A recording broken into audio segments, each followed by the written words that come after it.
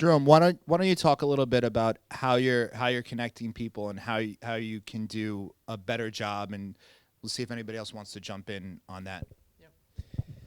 Yeah, so when people talk about, how recruiting sucks and it's so hard to find people and so on, which we all complain about, and whenever you see a job being open in a company, people go, "Oh shit, we need to hire someone," right? Where it should be the opposite. It should be like, "Oh great, we're gonna find somebody fantastic," and look at it as an opportunity rather than as a threat. When people talk about recruiting and issues in recruiting, then the next thing you hear is, "Oh, software developers are so hard to find," right? And so for this kind of position, it's really hard to find. But the harsh reality is that, what's really, really hard to find? A good sales guy, a good driver, a good janitor. Any kind of job actually is pretty hard to find. There are so many jobs in our economy, so many individual set of skills and so many individual jobs that actually our labor market has grown to a point where it's completely dysfunctional.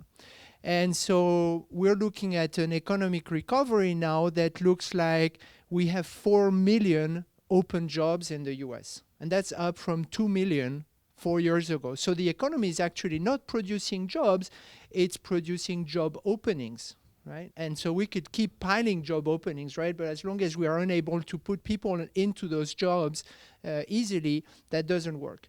And so for me, the future of job creation is really about how do you make hiring easy for businesses, right? How do you make it easy for any business to actually source, engage, and hire talent? And I think through technology, we really have a role to play in building a better future, a better labor market.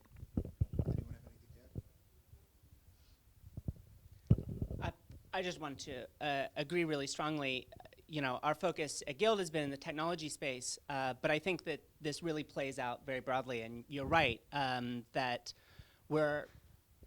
there's a disconnect between the employee pool or the potential candidate pool and the hiring needs of companies. Certainly here in Silicon Valley, where it's like scorched earth in the hiring space, but it really plays out, I think, around the country and internationally.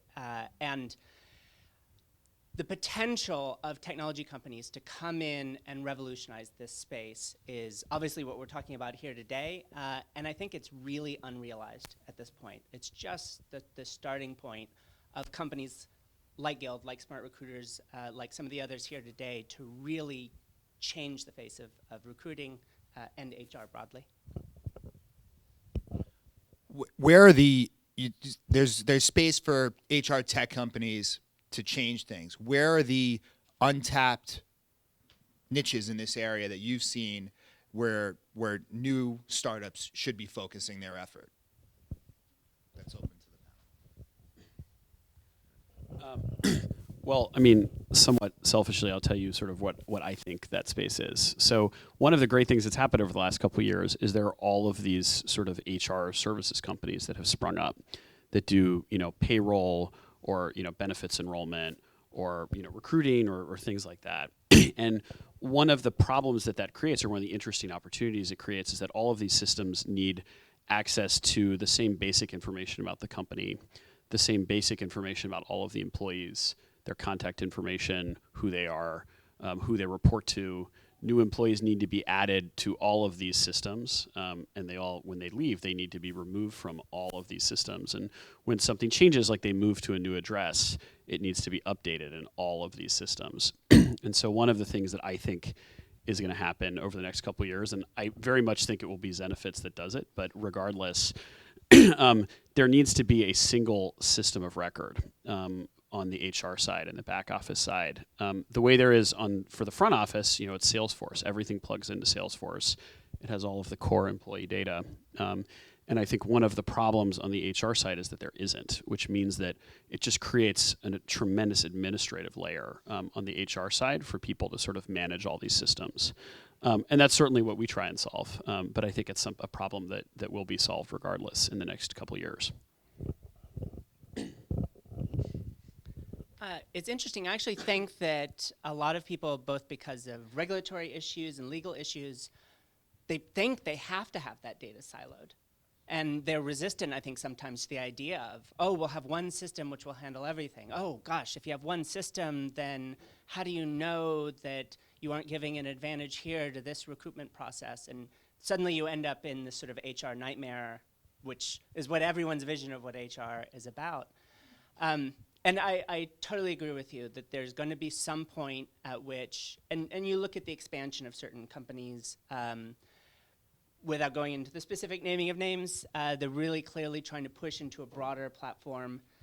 And yet, you mentioned Salesforce. Salesforce, God, I hate touching Salesforce. I've always enjoyed my interactions with them, please don't get me wrong, but whenever I use enterprise software, I feel like there's the thinnest bed sheet spread across a database. I mean, I feel every rock and lump of that database. None of the really cool technology that I saw here tonight, very sort of new and startup driven and really feels like consumer software. It just isn't there in the enterprise world, certainly not in the HR enterprise world. And I think that sounds small. Change that experience, and I think right there is a big change in HR technology.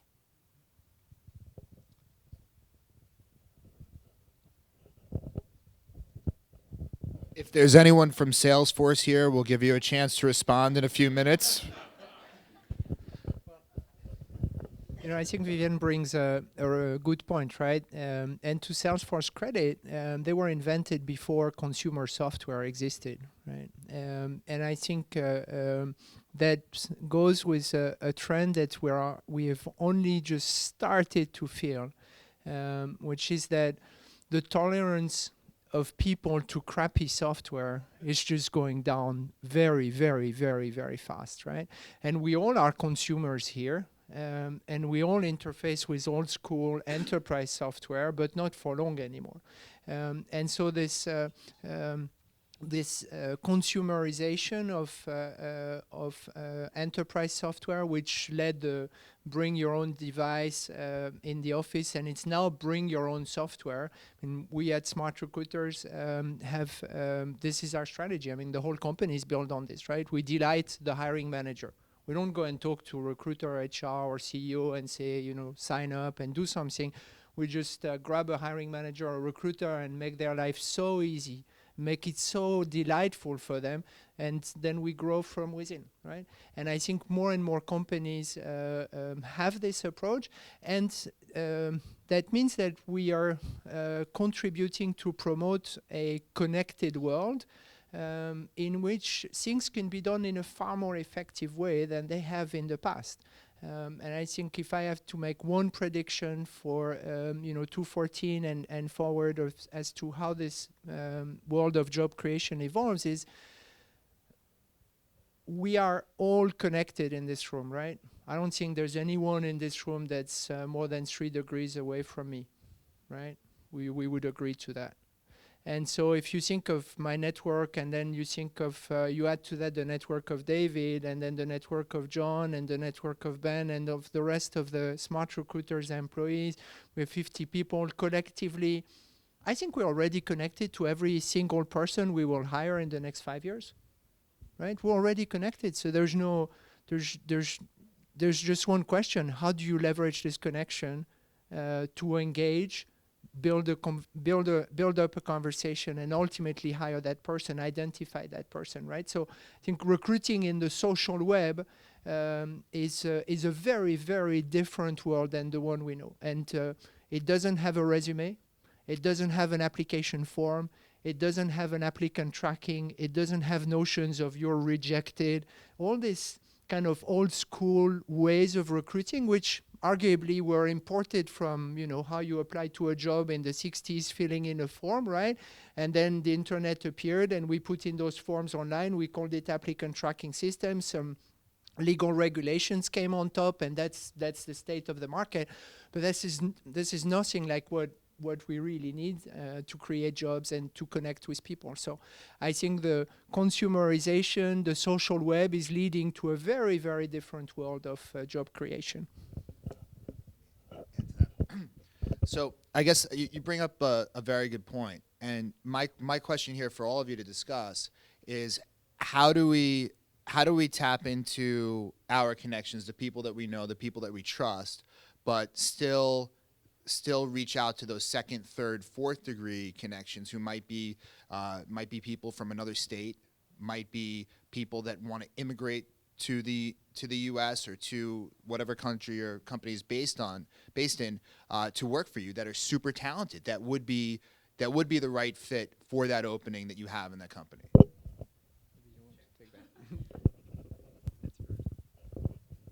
Yeah, to answer that question, I mean, I'm coming from, of course, the legislative approach here, and so we basically I myself have come across, several HR professionals and just entrepreneurs, everybody in the broader tech community who have expressed their concerns and their frustrations around recruitment, around hiring, folks from overseas. And for us, of course, that is a strong issue. It's a very important issue that we want to address. And we realize that it is virtually impossible with our existing immigration system to allow those who are talented to basically work here or start their companies here. For Forward, it's very important because, I mean, I believe it was in April of 2013, we basically tapped out all of the H-1B visas, which is, of course, the visas that high-skilled workers are allowed to apply for in a matter of 5 days. So I think we're capped at 65,000 currently. And so for us, what that means is we, of course, need to make a change. And so how do we tap into this market? For us, we know that the tech community is well connected, and everybody essentially, like you said, there's just like 2 degrees of separation. And we just want to make sure that we are streamlining that process in whichever way. And that's, of course, by engaging with the broader tech community and listening to, ways in which we can bring this to members of Congress so they can act on it. And that's kind of the perspective that we're coming from as far as those who are looking to come and build a business here. Again, we know that there's urgency around that. And so, we're hoping that we can do something about that. Again, from the policy end of things, back in June 27th, we passed the Senate bill. The Senate passed a bipartisan bill. It was a unanimous vote. I believe it was 68 to 32, excuse me, where, one of the main goals in Title IV is to increase the cap of H-1B visas. And so that's going from 65,000 to 115,000 to 180, depending on economic demand. And so for us, that means job creation, and for us, that means more opportunity, as well as streamlining the process for HR professionals, who I'm sure see a lot of these issues where they cannot hire the talent, the brightest, to stay here and work for these tech companies.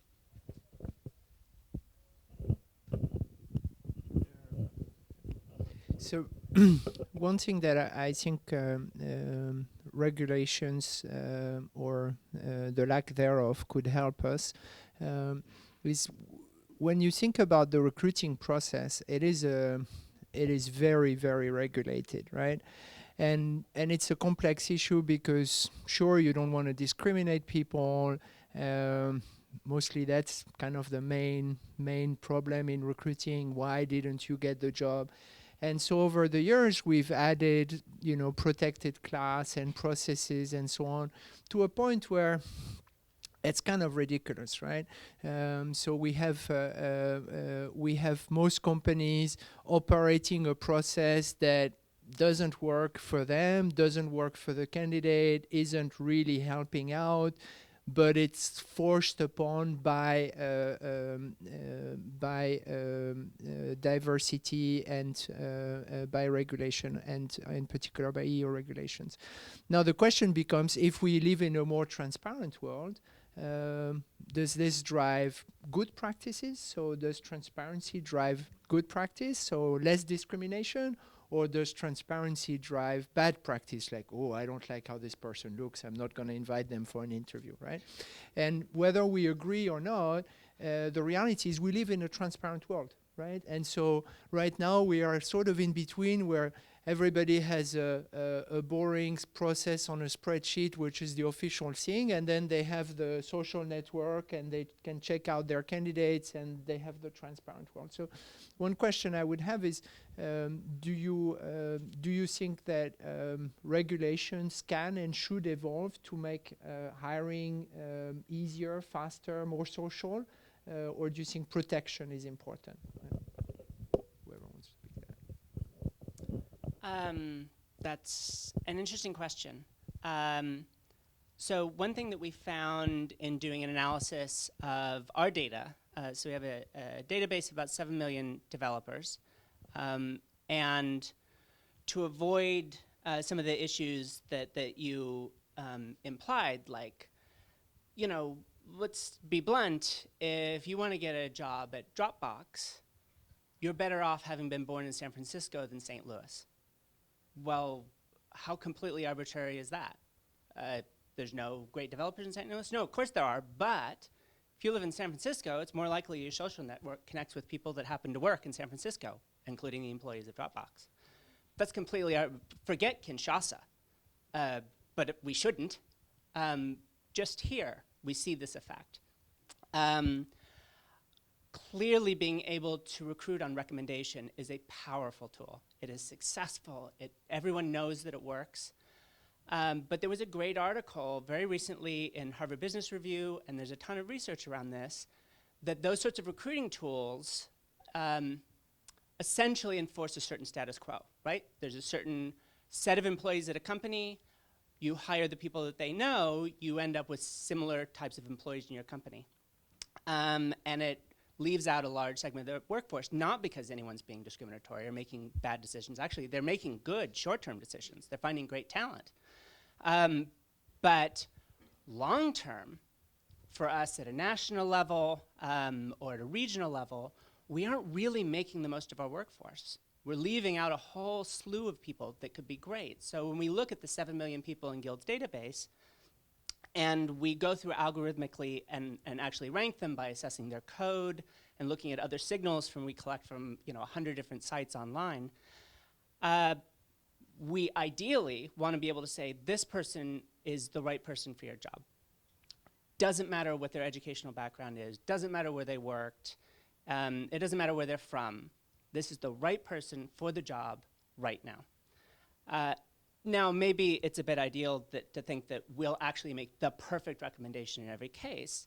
But what we found is we look at the top-ranked people in our algorithm set, and for all the ones that have amazing credentials, and the classic credentials that a lot of us look for, they went to Stanford, they worked 5 years at Google, what have you, there are 10 to 100 times as many people that we rank just as highly that don't have the same traction getting jobs in the workforce. And then that's ignoring, again, all of these people from someplace else that don't have any access to this sort of hiring process, the hiring pool. And it's difficult because we're doing the right thing. Using this sort of technology is the right decision, and yet we're shortchanging ourselves in the long run.